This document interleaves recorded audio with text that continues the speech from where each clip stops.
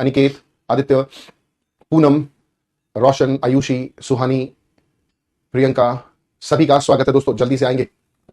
और last class में बच्चे हम लोगों ने डिस्कस किया था क्या, टेंसेस को, ठीक है ना, कि टेंस क्या है, टाइम क्या है। टाइम 3 पार्ट्स में डिवाइड होता है, पास्ट, प्रेजेंट, फ्यूचर। और टेंस की बात करें तो different use of verb according to time. फिर हम लोगों ने देखा था इंडेफिनिट क्या होता है, जहां पर एक्शन अनसर्टेन हो, हमें ना पता लग रहा हो कि वो एक्शन कब हुआ, इंडेफिनिट टेंस बोलते हैं। कॉन्टिन्यूस का मतलब जो भी चल ही रहा है, इनकम्प्लीट है, उसको कॉन्टिन्यूस बोलते हैं, जिसमें फोर्थ फॉर्म का यूज करते हैं। परफेक्ट टेंस का मतलब है कंप्लीशन को दिखाना, जिसमें हैज हैव हैड में से कुछ ना कुछ यूज करेंगे, और वो की थर्ड फॉर्म का यूज किया जाता है। परफेक्ट, कॉन्टिन्यूस, इन दोनों टेंसेस का कॉम्बिनेशन है, जिसमें कि हैज हैव हैड और फोर्थ फॉर्म तो यूज करनी ही थी, परफेक्ट और कॉन्टिन्यूस की कंडीशन है। साथ साथ बीन और ऐड करेंगे, क्योंकि हैज हैव हैड के बाद फोर्थ फॉर्म नहीं आ सकती, इसीलिए हम लोगों ने बीन का यूज किया। बीन इसलिए यूज किया क्योंकि मेरे बच्चे बीन जो है अपने आप में क्या है, थर्ड फॉर्म है। और थर्ड फॉर्म किसकी है, कई बार हम लोग बता चुके हैं, बी की थर्ड फॉर्म है, बी वॉज बीन, है ना। थोड़ी सी टिप दे दो, किस चीज की टिप दे दे बेटे, टिप नहीं, टिप्स होता है, ठीक है। इसके बाद हम लोगों ने देखा था, ये कुछ एग्जांपल से समझी थी बातें। और प्रेजेंट परफेक्ट कॉन्टिन्यूस की क्या नीड है।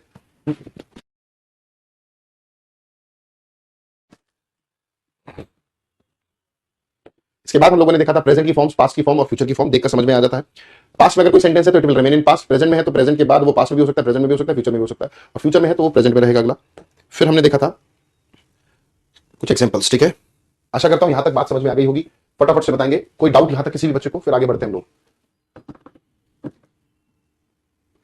सीजीएल के लिए भी रीडिंग कॉम्प्रिहेंशन कैसे रेडी करें बेटे। देखो रीडिंग कॉम्प्रिहेंशन के लिए अगर मैं बात करूं, पैसेज बोलते हैं ना, तो दोस्तों पैसेज के लिए हमें क्या करना है, स्टार्ट रीडिंग। बस एक काम कर दो, 50% काम सॉल्व हो जाए, 50 क्या 60% काम आपका सॉल्व हो जाएगा। रीडिंग स्टार्ट कर लो, रीडिंग जरूर कर लो मेरे बच्चे, स्टार्ट, ठीक है। तो रीडिंग बहुत जरूरी है बच्चे अगर पैसेज को कर रहे हैं, क्योंकि कॉम्प्रिहेंशन का मतलब ही क्या होता है, अंडरस्टैंडिंग, है ना, आर्ट ऑफ अंडरस्टैंडिंग, की पढ़कर चीजें आपको कितनी समझ में आ रही है। तो इसका मतलब पहले पढ़ने की आदत बनानी पड़ेगी, चीजें तभी समझ में आएंगी दोस्तों, ठीक है भाई। तो स्टार्ट कर लेंगे, रीडिंग जरूर करें बच्चे कम से कम। हाँ, और रीडिंग की अगर मैं बात करूं तो रीडिंग करनी कितनी देर है, मिनिमम 15 to 20 मिनट्स, 15 से 20 मिनट, 15 से 20 मिनट आपको रीडिंग करनी ही करनी है। सर इंग्लिश बहुत वीक है, नितिन कह रहा है, बट जब से आपसे पढ़ रहा हूं इंप्रूवमेंट तो है सर, बट रूल अप्लाई नहीं कर पाता। मेरे बच्चे रूल अप्लाई करने के लिए देखो बहुत ये जो प्रॉब्लम है ना, देखो जो भी बच्चे ने बताया कि सर समझ में तो आ जाता है बट रूल्स को, कंसेप्ट को इंप्लीमेंट नहीं कर पाते। तो देखो दोस्तों, इंप्लीमेंट कर इसलिए नहीं पाते क्योंकि हम लोग उसको अप्लाई करने के लिए प्रैक्टिस नहीं करते। तो जो टीचर आपको पढ़ा रहा है, ठीक है ना, उसको सबसे पहले तो आपकी ड्यूटी बनती है अच्छे से पढ़ाई करें, समझे उसको, ठीक है। और प्रैक्टिस करने से पहले एक बार उसको रिवाइज भी करें, और रिवाइज करने के बाद नंबर ऑफ क्वेश्चंस को प्रैक्टिस करें, क्योंकि जब आप प्रैक्टिस करेंगे तो आपको समझ में आएगा कि जो हम लोगों ने कंसेप्ट पढ़ा था उसको किस तरह से अप्लाई किया जाता है। और एक एक कंसेप्ट पर आप खुद से सेंटेंसेस बनाने की कोशिश करा करें, धीरे धीरे ये प्रॉब्लम आपकी सॉल्व होती चली जाएगी। हम चाहें कि एक झटके में, एक सेकंड में कोई चीज हो जाए तो वो पॉसिबल नहीं है बच्चों। तो थोड़ा समय देना पड़ेगा प्रैक्टिस को, आपको ज्यादा से ज्यादा क्वेश्चंस को प्रैक्टिस करना होगा, और धीरे धीरे प्रॉब्लम सॉल्व होती चली जाएगी, ठीक है।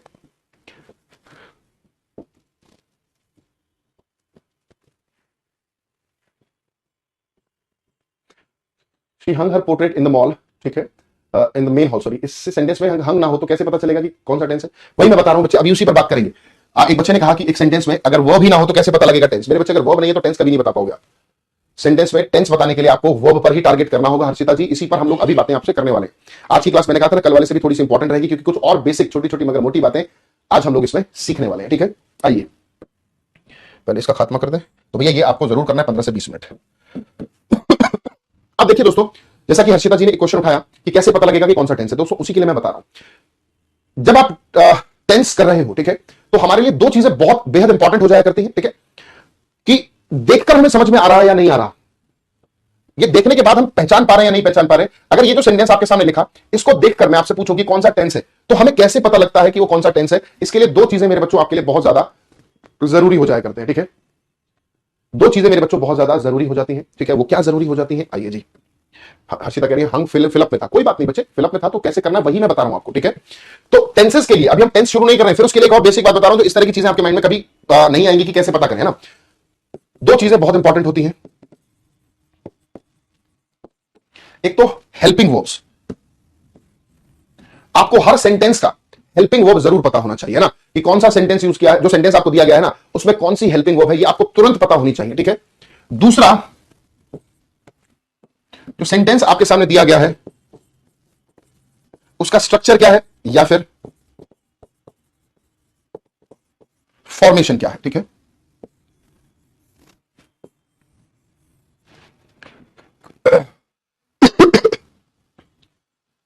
स्ट्रक्चर क्या है, फॉर्मेशन क्या है, ये आपको बहुत अच्छे से पता होना चाहिए। अगर आप किसी भी सेंटेंस की हेल्पिंग वर्ब को देखकर पता लगा पाएंगे कि कौन से टेंस की हेल्पिंग वर्ब है, आधा काम सॉल्व। आपको स्ट्रक्चर, सेंटेंस या फॉर्मेशन देखकर पता लग जा रहा है कि कौन सा टेंस है, तो हमारी आधी प्रॉब्लम तो सॉल्व हो जाया करती है। ठीक है, आधी प्रॉब्लम सॉल्व हो जाती है। तो दोस्तों हमें याद ये दो ही चीजें रखनी है अपनी। तो हर सेंटेंस की ये चीजें हम लोग डिस्कस करेंगे। आपको गिवन जो सेंटेंस है उसका हेल्पिंग वो पता लग जाए और साथ साथ क्या स्ट्रक्चर है मेरे बच्चों वो हमें पता लग जाए तो बल्ले बल्ले है। ठीक है, अब ये जो हेल्पिंग वर्ब है ये क्या चीजें हैं इसको समझते हैं, है ना। हेल्पिंग वर्ब है ये क्या चीजें हैं, आ जाओ। देखिए दोस्तों मैं आपके सामने कुछ एक्सप्रेशन लिख रहा हूं।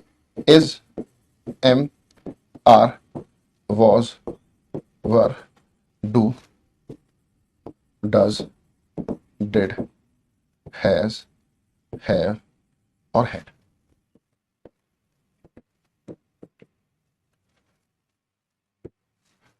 ये कुछ एक्सप्रेशंस मैंने आपके सामने लिखे, है ना।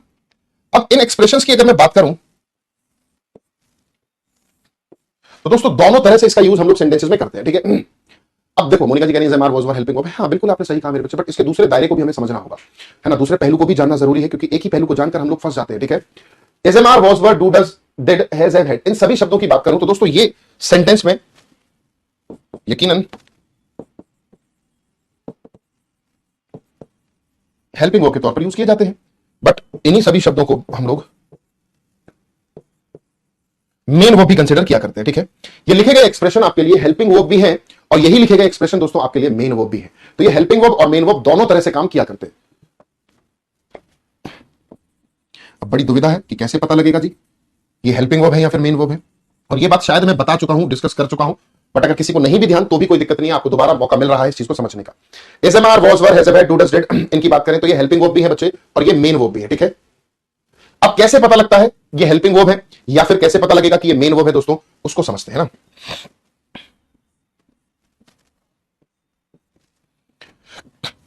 अगर इन लिखे गए एक्सप्रेशन की बात करें और इनके बाद सेंटेंस में एक वर्ब आपको दे दी जाए तब तो ये क्या काम करेंगे, हेल्पिंग वर्ब का। अगर इन लिखे गए एक्सप्रेशंस के बाद एक वर्ब है तो ये हेल्पिंग वर्ब का काम करेंगे, और अगर इन लिखे गए एक्सप्रेशन के बाद कोई वर्ब नहीं है, कोई वर्ब नहीं है बच्चे, तो ये खुद किसका काम करेंगे भाई, मेन वर्ब का काम किया करते हैं। ठीक है, ये बहुत ही बढ़िया योगिता जी।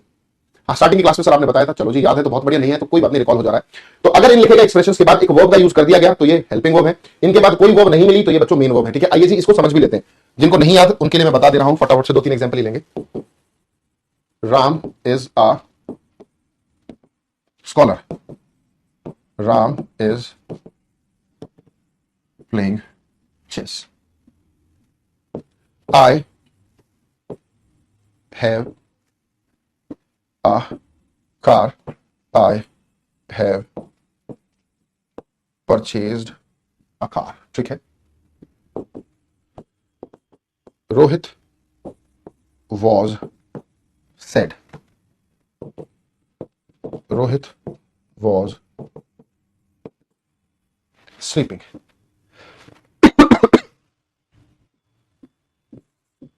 I do my work, or I do not like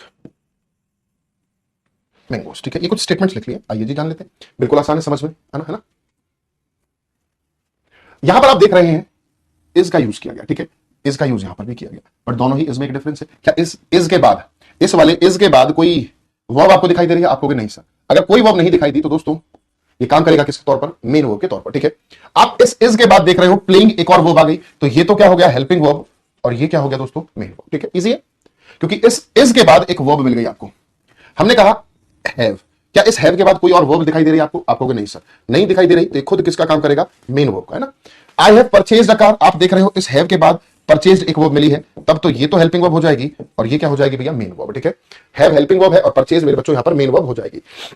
Rohit was said, was की बात करें इसके बाद कोई और वर्ब नहीं मिली तो ये मेन वर्ब का काम करेगा, और रोहित वाज स्लीपिंग, इस वॉज की बात करें तो ये हेल्पिंग वर्ब है, और क्योंकि इसके बाद स्लीपिंग एक और वर्ब आ गई तो ये मेन वर्ब हो गई। ठीक है, ऐसे ही डू, डू के बाद और कोई वर्ब नहीं है तो ये खुद मेन वर्ब का काम करेगा, क्योंकि वर्क जो है ये सेंटेंस में नाउन है ना। हालांकि वर्क जो है वर्ब भी होता है, बट यहां पर ये नाउन है। कैसे पता लगा नाउन? क्योंकि माय के बाद पॉजिटिव एडजेक्टिव के बाद हमेशा नाउन आता है, जानते हैं आप। ये डू हेल्पिंग वर्ब और लाइक। आशा करता हूं समझ में आया होगा कि कब ये शब्द हेल्पिंग वर्ब होंगे और कब ये शब्द मेन वर्ब होंगे। आई होप ये डिफरेंस आप सेंटेंसेस में आसानी से कर पाएंगे। ठीक है, इजी हो गया। जल्दी से यस सर लिख दो भाई फटाफट से, अगर ये बात समझ में आ रही है मेरे बच्चों, क्योंकि हम लोग टेंस को कुछ इस तरह से, कोशिश मेरी ये रहेगी कि आपको इस तरह से समझाऊं, इस तरह से इनकलकेट करूं चीजों को, है ना, सो दैट कि आपको दोबारा से पढ़ने की जरूरत ना हो, सिर्फ क्वेश्चंस को प्रैक्टिस करने की रिक्वायरमेंट हो। ठीक है, चलो भाई। अब बात आती है कि ये जो हेल्पिंग वर्ब है, मैंने आपसे कहा ना टेंस के लिए हेल्पिंग वर्ब को आइडेंटिफाई करना जरूरी है। अब हेल्पिंग वर्ब जो है इसका सेंटेंस में फंक्शन क्या है? What is the function of a helping verb in a sentence? Helping verb को ही हम लोग ऑक्सिलरी वर्ब भी बोल देते हैं। ठीक है, उनको भी छोड़ देंगे। मॉडल्स भी है ना, मॉडल ऑक्सिलरी वर्ब, मॉडल्स का भी काम हेल्पिंग वर्ब के तौर पर ही होता है। हेल्पिंग वर्ब और मॉडल, हेल्पिंग वर्ब मतलब जो हेल्पिंग वर्ब है और जो मॉडल है, मॉडल भी एक तरह की हेल्पिंग वर्ब ही होती है। ठीक है, छोटा सा डिफरेंस आगे देखेंगे उसको। ठीक है, तो अब हम देखेंगे हेल्पिंग वर्ब का ऐसा क्या काम है सेंटेंसेस में।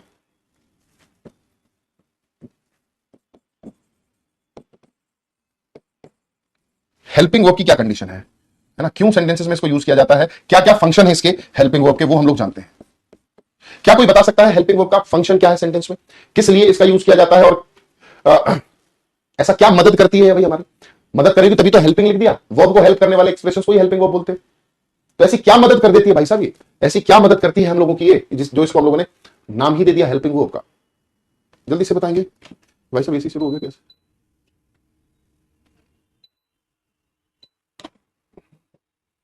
तो देखिए इसके सबसे पहला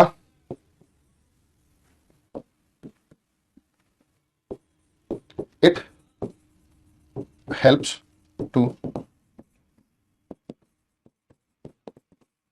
आइडेंटिफाई द टेंस। सेंटेंस में ना ये टेंस को आइडेंटिफाई करने में हमारी मदद किया करती है। ठीक है, it helps to identify the tense. Sentence में जो हेल्पिंग वर्ब है ना, हमें टेंस को आइडेंटिफाई करने में हमारी मदद किया करती है। कैसे, आइए जरा जान लेते हैं, जरा जानते हैं भैया कैसे करती है। देखो फटाफट से देखते हैं। मैंने कहा I have submitted the project, और मैंने कहा I had submitted the project. I have submitted the project और दूसरा है I had submitted the project. ठीक है, आपने देखा दोनों सेंटेंस एक जैसे भैया, बट फिर भी आपने आसानी से बता दिया होगा, बता देंगे आप लोग कि ये वाला प्रेजेंट परफेक्ट है और ये वाला पास्ट परफेक्ट है। अब कैसे बता दिया? अगर मैं इसमें देखो, यहां पर हैव हेल्पिंग वर्ब है, यहां पर हैड हेल्पिंग वर्ब है, मैं इन दोनों को हटा दूं तो आप देख रहे हैं दोनों सेंटेंसेस एक जैसे हो गए, है ना, कोई डिफरेंस ही नहीं है इनमें। डिफरेंस क्रिएट किया तो किसने किया? हेल्पिंग वर्ब ने। यहां पर हैव आ गया, हैव के साथ थर्ड फॉर्म लिख दी गई तो ये प्रेजेंट परफेक्ट को रिप्रेजेंट करता है। हैड के साथ थर्ड फॉर्म लिख दी गई तो ये पास्ट परफेक्ट को इंडिकेट करता है। तो दोस्तों हमारे लिए ये जो आइडेंटिफिकेशन है वो हेल्पिंग वर्ब ने निर्धारित की। ठीक है, हेल्पिंग वर्ब ही बताता है हमें कि सेंटेंस किस टेंस में लिखा गया है। जैसे अगर मैं बात करूं इस सेंटेंस की, तो राम इज प्लेइंग चेस, कैसे बता दिया कि ये प्रेजेंट कॉन्टिन्यूअस है? क्योंकि इज के बाद फोर्थ फॉर्म आई है ना। यहां प्रेजेंट परफेक्ट बता दिया क्योंकि हैव के साथ थर्ड फॉर्म आया है। Rohit was sleeping, past continuous है। अब इनमें से दोनों में से मैं अगर वर्ब हटा दूं, बाय द वे चलो अगला है ना, इनमें से अगर वर्ब हटा दें तो नहीं बता पाएंगे। I do not like mangoes, ये किसने बताया? डू ने बताया आपको। ठीक है, आइए जी एक और एग्जांपल से बात समझते हैं। जैसे अगर मैंने कहा Rohan is playing cricket, Rohan was playing. अब इन दोनों सेंटेंसेस को आप आसानी से बता सकते हो कि भैया ये प्रेजेंट कॉन्टिन्यूस है और ये वाला पास्ट कॉन्टिन्यूस है। कैसे बताया? अगर इन दोनों स्टेटमेंट्स में से मैं ये हटा दूं तो क्या बता पाओगे कौन सा टेंस है? आपको वैसे नहीं, हेल्पिंग वर्ब लिखोगे तो ही बता पाएंगे, अदरवाइज नहीं बता पाएंगे। रोहन प्लेइंग क्रिकेट सेंटेंस गलत है अभी तो, है ना। यहां पर इज प्लेइंग आ गया तो बता दिया प्रेजेंट कॉन्टिन्यूस है, इज के साथ fourth form present continuous, was के साथ फोर्थ फॉर्म पास्ट कॉन्टिन्यूस। तो हमने देखा टेंस को आइडेंटिफाई करने में हेल्पिंग वर्ब्स हमारी मदद किया करती हैं। ठीक है, पहली हेल्प समझ में आ गई हमारी क्या मदद करती है दोस्तों, है ना। अब बात करते हैं इसके दूसरे मदद की, इसका दूसरा क्या फंक्शन है सेंटेंस में वो जान लेते हैं। पहला तो देख लिया, दूसरा ये सेंटेंस में सब्जेक्ट वर्ब एग्रीमेंट भी कराती है। हेल्पिंग वर्ब का काम सब्जेक्ट और वर्ब में हेल्पिंग एग्रीमेंट कराने का काम, सब्जेक्ट वर्ब का एग्रीमेंट कराने का काम की जिम्मेदारी मेन वर्ब को नहीं है, हेल्पिंग वर्ब को है बच्चे, है ना। कैसे? आओ, मैंने कहा he has informed the police, और मैंने कहा they have informed the police. ठीक है,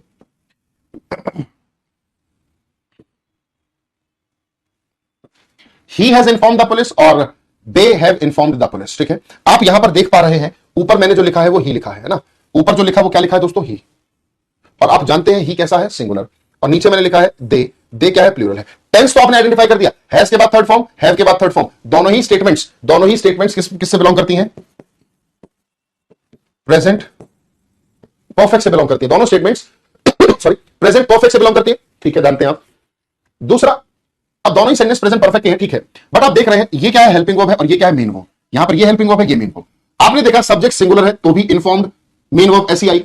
सब्जेक्ट प्लूरल हो गया, इन्फॉर्म्ड तब भी ऐसे आया। इट मींस इन्फॉर्म्ड जो है वो मेन वर्ब है। मेन वर्ब को कोई लेना देना नहीं, सब्जेक्ट सिंगुलर हो या सब्जेक्ट प्लूरल हो, वो तो एक ही फॉर्म में आ गई। ठीक है, फर्क किसको पड़ रहा है? फर्क किसको पड़ रहा है मेरे बच्चे? हेल्पिंग वर्ब को। तो ही सब्जेक्ट के साथ एग्रीमेंट मेन वर्ब से नहीं, मेन वर्ब ने नहीं किया, हेल्पिंग वर्ब कर रही है। यहां पर हैव ने दे के साथ एग्री किया। मेन वर्ब दोनों ही केसेस में सेम है, चाहे सब्जेक्ट सिंगुलर लिखो या फिर प्लूरल लिखो। तो सब्जेक्ट के साथ एग्रीमेंट किसने किया दोस्तों? आपने देख लिया कि हेल्पिंग वर्ब ने किया। जैसे अगर मैं बात करूं, स्टूडेंट्स आर परफॉर्मिंग वेल और रेखा इज परफॉर्मिंग। अब ध्यान से देखना, बहुत ध्यान से देखना। स्टूडेंट्स कैसा है? प्लूरल है। रेखा कैसा है? सिंगुलर है। ठीक है, टेंस तो दोनों ही क्या है? आपने देखा आर के साथ फोर्थ फॉर्म और आपने देखा इज के साथ फोर्थ फॉर्म। ठीक है, तो दोनों के दोनों क्या हो गए? दोनों के दोनों का सेंटेंस का टेंस तो क्या हो गया? Present continuous. ठीक है, ये हमने इसके स्ट्रक्चर से समझ में आया। हेल्पिंग वर्ब से टेंस समझ में आया, बट हेल्पिंग वर्ब के साथ साथ फॉर्मेशन भी अगर हमें पता होगी ना कि इज एम आर के साथ अगर फोर्थ फॉर्म आ रहा है तो प्रेजेंट कंटीन्यूअस है। हैज के साथ अगर थर्ड फॉर्म आई तो ये स्ट्रक्चर बताएगा आपको। ठीक है, तो देखो यहां पर स्टूडेंट्स था तो भी परफॉर्मिंग है, प्लूरल है तो भी परफॉर्मिंग, सिंगुलर है तो भी परफॉर्मिंग। इसका मतलब मेन वर्ब को तो कोई लेना देना नहीं है। यहां पर स्टूडेंट्स था तो उसके लिए मैंने आर लगाया, या रेखा था तो उसके लिए मैंने इज लगाया। ठीक है, तो आप देख पा रहे हैं प्लूरल हो या सिंगुलर हो, मेन वर्ब को कोई लेना देना नहीं है। ठीक है, बात समझ पाए? तो एग्रीमेंट कौन करा रहा है? आपका हेल्पिंग वर्ब। तो सब्जेक्ट के साथ जो एग्री करने का काम है ना, 99% केसेस में कौन करता है? Helping verb. ठीक है जी, क्लियर है? चलो इसके आगे बढ़ते।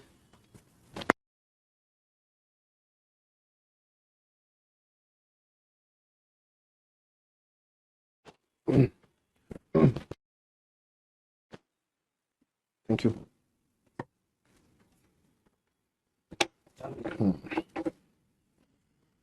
ये तो पूछने वाला था, बढ़िया लग रही है घड़ी बेटे। चलिए, आशा करता हूं बात समझ में आई होगी। चलो, तो हेल्पिंग वर्ब के दो काम समझ में आए। चलिए जी, तीसरे काम की तरफ बढ़ते हैं। बहुत काम की चीज है ये, फिर चौथे की बात करेंगे। फिर हमने देखा ये नेगेटिव सेंटेंस बनाने में भी बच्चे हमारी मदद किया करते हैं। अगर एक सेंटेंस को नेगेटिव बनाना है ना, तो आपको हेल्पिंग वर्ब के साथ ही नॉट को यूज करना होगा। ठीक है, ऐसा नहीं कि नॉट कहीं पर भी यूज कर दोगे नेगेटिव बन जाएगा। बहुत सारे बच्चे कहते हैं सर नेगेटिव सेंटेंस कैसे बनता है? नॉट लगा दो। अब नॉट कहीं पर भी लगा दो ऐसा नहीं है, है ना, हेल्पिंग वर्ब के ही साथ लगेगा। देखो अब जैसे अगर इन्हीं सेंटेंसेस को नेगेटिव बनाना है, देखो बहुत ध्यान से देखना। अगर इस सेंटेंस को नेगेटिव बनाना है तो क्या करेंगे? I have not submitted, I had not submitted the project. Rohan is not playing cricket, Rohan was not playing cricket. ठीक है, he has not informed the police, they have not informed the police, students are not performing well, Rekha is not performing well। तो basically हमने देखा helping verb के ही साथ not का use किया जाता है। अब मैं ऐसा नहीं कह रहा हूं कि सेंटेंस जो नेगेटिव बनता है वो हमेशा हेल्पिंग वर्ब से ही बनेगा। कुछ शब्द भी ऐसी जिम्मेदारी ले लेते हैं, जैसे कुछ वर्ड्स हो गए, नाइदर हो गया, नथिंग हो गया, नन हो गया, हार्डली, स्कार्सली, रेयरली, बेयरली, सेल्डम, है ना, अनटिल, अनलेस, लेस्ट, फॉरबिड, ये कुछ वर्ड्स हैं सेंटेंस में ये आ गए तो ये भी सेंटेंस को नेगेटिव बना देते हैं, उसमें भी ऐसी कोई दिक्कत नहीं है। बट जनरली हम लोग सेंटेंस को नेगेटिव हेल्पिंग वर्ब की ही मदद से बनाया करते हैं। आइए चलिए देखते हैं। The project will have not been submitted by the project will not will have not been submitted by him. Rahul will be not chess if you had help him in time he would have not died। चलिए भैया, ये 3 statement देखते हैं। तीनों के तीनों sentences हम लोगों ने नेगेटिव बनाए हुए भैया, क्योंकि नॉट का यूज फर्स्ट में भी है, सेकंड में भी है और थर्ड में भी है। सभी सेंटेंसेस बच्चे नेगेटिव है, बट नेगेटिव सेंटेंस सिर्फ नॉट के आने से नहीं हो जाता। सेंटेंस तो नॉट के आने से नेगेटिव हो गया, बट नॉट का जो प्लेस है ना वो पूरी तरह से गलत है। मैं अगर आपसे पूछूं, बहुत इंपॉर्टेंट है, बहुत सोच समझ के जवाब देना, फर्स्ट सेंटेंस का हेल्पिंग को बताना एक बार क्या है।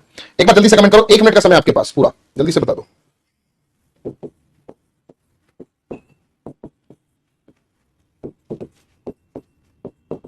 फर्स्ट सेंटेंस जो है ना, ये मतलब 9th सेंटेंस अब तो हो गया। 9th सेंटेंस का मुझे एक बार हेल्पिंग वर्ब आप लोग बता दें, जल्दी से, मैं इंतजार कर रहा हूं आप लोगों का यहां पर बैठकर। हाँ, फटाफट से बता दो भाई, 9th सेंटेंस में हेल्पिंग वर्ब क्या है? Main verb is uncle and helping verb is father. बहुत ही बढ़िया, क्योंकि कई बार हम लोग इसको आइडेंटिफाई करने में गलती करते हैं। जैसे कि पूनम जी आपने गलती कर दी, अमित, मोनिका आपका आंसर ठीक है, मोनिका आपने फिर दोबारा से करेक्ट करने के चक्कर में फिर गलती कर दी। अमित आपने दोबारा आंसर दिया तो भी गलती कर दी, पहले आंसर ठीक दिया था फिर गलत कर दिया अपने आंसर को। गीतांजलि बच्चे गलत है, योगिता जी गलत है, पूनम गलत है, मुकुल आपका आंसर ठीक है, मेघना गलत है जी।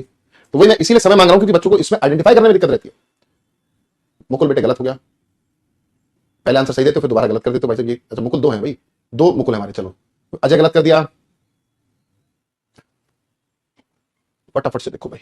सीरत बेटे 9th में बी तो है ही नहीं, हर्षिता गलत। तो अभी तक सभी बच्चों का लगभग लगभग गलत है, 1-2 बच्चों को छोड़कर। देखो भैया, एक बार मैं अगर आपसे पूछूं, मैंने आपको अभी थोड़ी देर पहले एक चीज समझाई थी कि यही शब्द, सिर्फ और सिर्फ यही शब्द हेल्पिंग वर्ब होते हैं। Is, am, are, was, were, do, does, did, has, have, had, यही हेल्पिंग वर्ब है ना। इनके बाद कोई वर्ब ना हो तो मेन वर्ब हो गया, खैर उसको छोड़ दो, अभी इन्हीं वर्ड्स को हेल्पिंग वर्ब बोला। चलिए जी, पहली बात तो यहां पर ऐसा कुछ है ही नहीं, ना तो इज, एम, आर है इसमें, ना वॉज, वर है, ना हैज, हैव, हैड है, ना डू, डज, डिड है। बट विल जो है ना, ये एक मॉडल है, और मैंने भी थोड़ी देर पहले समझाया था, मॉडल का मतलब हेल्पिंग वर्ब ही हुआ करता है। तो जो हमारी हेल्पिंग वर्ब होती है ना, वो विल होती है। अब कुछ बच्चों को बचपन से रटाया जाता है कि विल हैव, शैल हैव, ये कोई हेल्पिंग वर्ब नहीं होती। विल और शैल ही हेल्पिंग वर्ब मानेंगे, ठीक है। विल बी, शैल बी ना, कुछ नहीं होता है विल बी शैल बी, सिर्फ विल और शैल होता है। बी तो हम लोगों ने ऐड किया है इसके साथ। तो हेल्पिंग वर्ब अगर हमारी देखें तो यही है, और ये क्या है, आगे का जो भी पार्ट है वो एक वर्ब का पार्ट है, ठीक है। यहां पर जो हेल्पिंग वर्ब है ये है ना, और यहां पर ये हेल्पिंग वर्ब है, और यहां पर ये हेल्पिंग वर्ब, तो यही हेल्पिंग वर्ब है। और हमें अगर सेंटेंस को नॉट लगाना है, सेंटेंस को अगर नॉट लगाना है तो मेरे बच्चे, ये नॉट यहां नहीं लग सकता, इस नॉट को उठाकर हमें यहां लेकर आना होगा, सो दैट कि ये इस तरह से बने। The project will not have been submitted. Helping verb अगर है तो विल है, विल हैव नहीं है। अगर विल हैव हेल्पिंग वर्ब होती तो विल हैव के बाद नॉट सही माना जाता, क्योंकि ये दोनों के दोनों हेल्पिंग वर्ब नहीं होते। हेल्पिंग वर्ब सिर्फ एक ही शब्द होता है, ठीक है। तो विल हैव हेल्पिंग वर्ब नहीं, सिर्फ विल हेल्पिंग वर्ब होती है, ठीक है। विल हैव हमारा एक एग्रीमेंट है जो हम लोग कराते हैं, समझ पाए। तो इसीलिए नॉट या ना विल के बाद लगेगा। ऐसे ही Rahul will be not playing गलत है, नॉट यहां पर नहीं, हेल्पिंग वर्ब ये है, तो यहां पर हमें नॉट लगाना होगा। तो क्या बना, Rahul will not be playing, Rahul will not be playing ऐसा लिखेंगे, ठीक है। Is, am, are, was, were, has, have, had, do, does, did, will, shall, इनके जस्ट बाद ही नॉट लगता है। इफ यू हैड हेल्प, ठीक है, नॉट बनाना ही नहीं इसमें। वुड हैव नॉट नहीं, ये नॉट यहां से हटकर यहां पर आएगा, तो क्या बनेगा, he would not have died. Would have not गलत है, ठीक है, वुड नॉट हैव यहां पर करेक्ट होगा। आशा करता हूं मेरी बात समझ में आई होगी जो मैं आपको समझाना चाह रहा हूं कि जो नॉट है, सेंटेंस को नेगेटिव बनाने की जिम्मेदारी किसकी होती है, हेल्पिंग वर्ब की। तो हेल्पिंग वर्ब से जस्ट उसको चिपका के रखें, ठीक है। नॉट को विल के बाद ही नॉट आएगा, यहां पर भी विल के बाद ही आएगा, यहां पर वुड है, वुड के बाद ही आएगा, क्योंकि वुड मॉडल है। अभी मैंने समझाया था हेल्पिंग वर्ब और मॉडल एक ही काम करते हैं, एक ही जैसा काम करते हैं, ठीक है। क्योंकि हेल्पिंग वर्ब में primary helping verb is, am, are, was, were ये सब हो गई, और फिर मॉडल ऑक्सिलरी हो जाती है, ये can, could, may, might, should है ना, ये सारी। चलो, तो सेंटेंस को नेगेटिव करना भी आ गया। अब इसका चौथा और एक इंपॉर्टेंट एस्पेक्ट और है,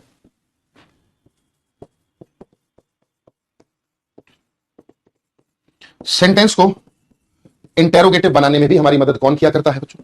सेंटेंस को इंटेरोगेटिव बनाने में भी कौन मदद किया करता है भाई? हेल्पिंग। अब ऐसा नहीं है कि सेंटेंस को इंटेरोगेटिव सिर्फ हेल्पिंग वर्ब भी बनाती है, ध्यान से देखना।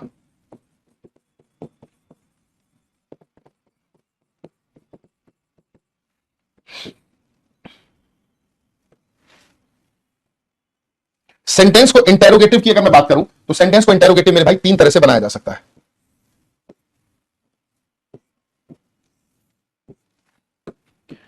वो तीन तरीके क्या है, आइए। एक तो WH फैमिली की मदद से हम सेंटेंस को क्या बना सकते हैं, इंटेरोगेटिव बना सकते हैं। WH फैमिली की मदद से हम लोग इंटेरोगेटिव बना सकते हैं किसी भी सेंटेंस को। किसी भी सेंटेंस को अगर हम इंटेरोगेटिव बनाना है तो WH फैमिली का हेल्प लिया जाता है, ठीक है।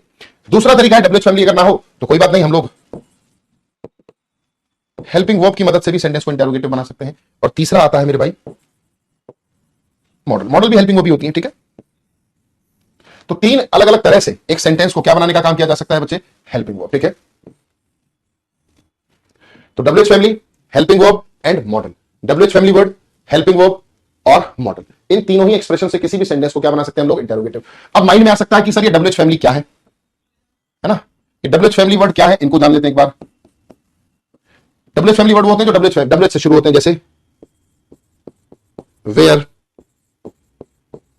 When, which, what, why, how, who, whose और whom।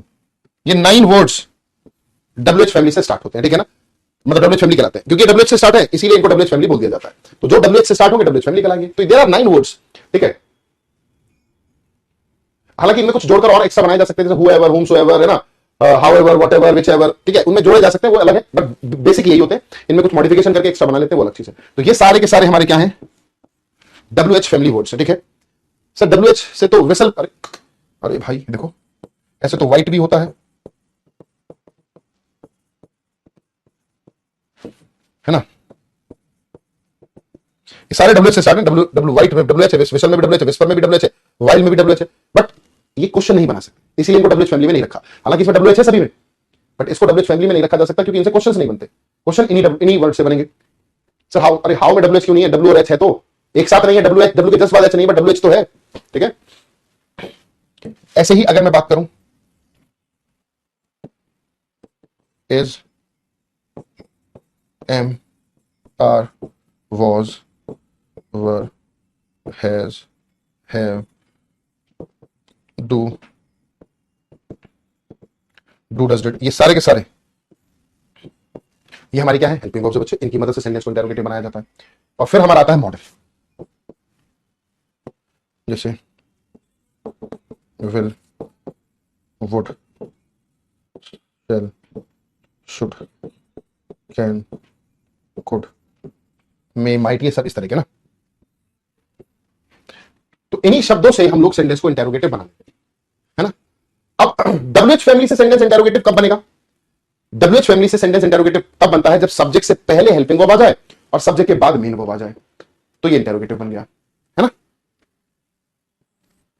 मतलब helping verb, subject, main verb, object, ये स्ट्रक्चर होगा।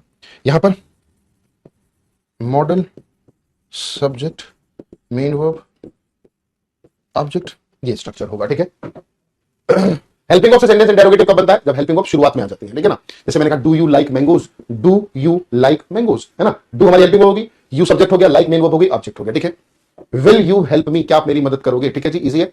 बात आती है कि WH फैमिली से सेंटेंस इंटरोगेटिव कैसे बनता है ना। WH फैमिली से सेंटेंस इंटरोगेटिव कैसे बनता है, इस चीज को हम या तो नेक्स्ट क्लास में जान लेते हैं, थोड़ा सा बता देता हूं।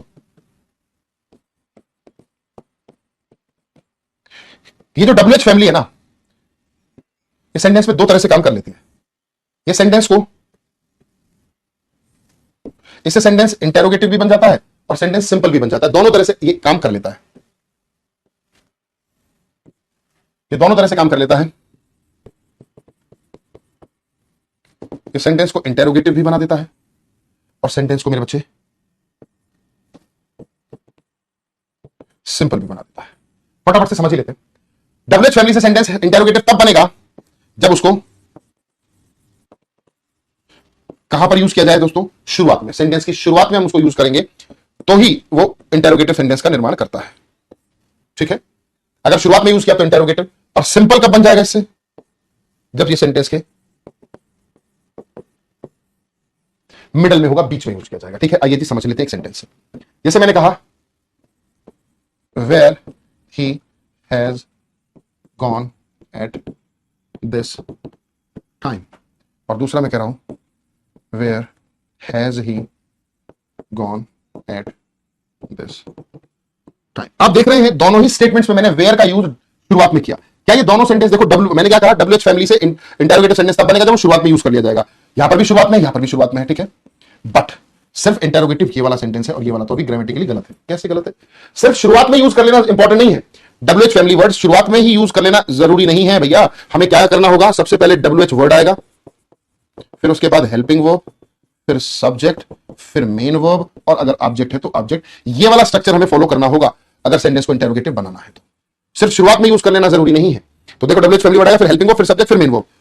तो डब्ल्यूएच फैमिली वर्ड, फिर हेल्पिंग वर्ब, फिर सब्जेक्ट, फिर मेन वर्ब। ऑब्जेक्ट नहीं है, कोई बात नहीं। यहां पर उल्टा हो गया, डब्ल्यूएच फैमिली के बाद पहले सब्जेक्ट आ गया, जो कि गलत है ना। हाँ, अगर मैं इसी सेंटेंस में ऐसा कर दूं तो can you tell me, can you tell me. अब आप देख रहे हैं डब्ल्यूएच फैमिली वर्ड शुरुआत में नहीं, बीच में आया। पहले कुछ पार्ट आया, फिर ये बीच में आकर, अगर ऐसा है तो ये सेंटेंस अब सही हो जाएगा, अब सही हो जाएगा।